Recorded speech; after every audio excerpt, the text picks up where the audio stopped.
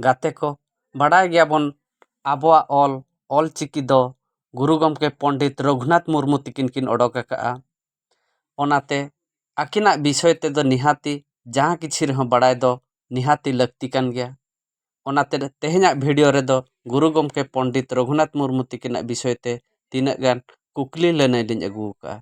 जोहार गे इन गे साकुला सुरेन आपे पे नेलेआ सांताली जी के यूट्यूब चैनल रे नवा वीडियो दो गाते को देला तबे बो एहब लगे तेहेना कुकली लनय। तेहेना पुइलू कुकली दो हुयुक कना गुरु गमके पंडित रघुनाथ मुर्मू तिकिन दो ओका साल रेकिन जनाम लेना।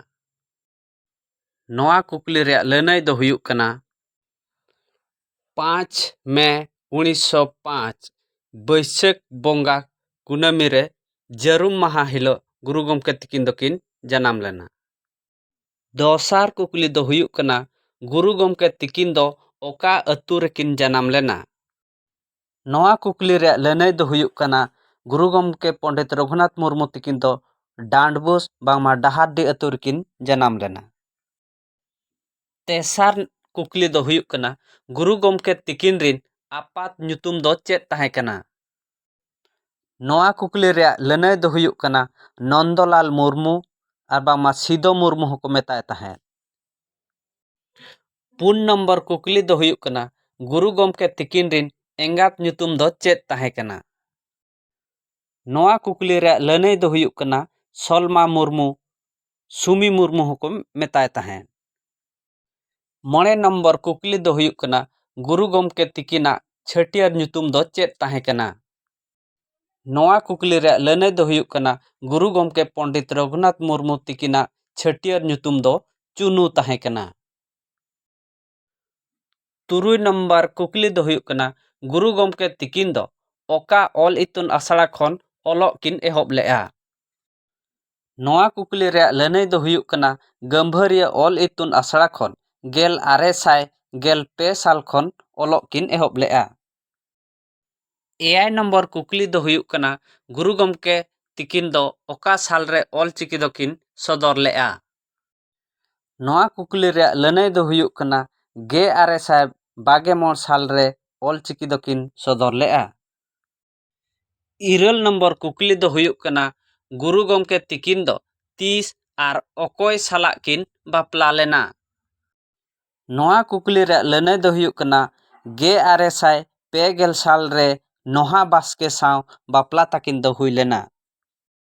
8 नंबर कुकली दो हुयुक कना गुरु गमके तेको दो तीना बोयहा को ताहे कना। नवा कुकली रे लनय दो हुयुक कना 2 कोड़ा आर 2 कुड़ी जतोते 4 होड़ को ताहे कना। 10 नंबर कुकली दो हुयुक कना गुरु गमके तिकिन दो ओका साल रे मैट्रिक दोकिन सात केआ। नवा कुकली रे लनय दो हुयुक कना 1924 साल रे बारीपदा हाई स्कूल खन मैट्रिक दोकिन सात लेआ। 11 नंबर कुकली दो हुयुक कना गुरु गमके तिकिन दो पंडित उपाधि ओकोय गमके तिकिन किन एम आकाद किना। नवा कुकली रे लनय दो हुयुक कना गुरु गमके तिकिन दो मारांग गमके जयपाल सिंह मुंडा तिकिन पंडित उपाधि दोकिन एम आकाद किना।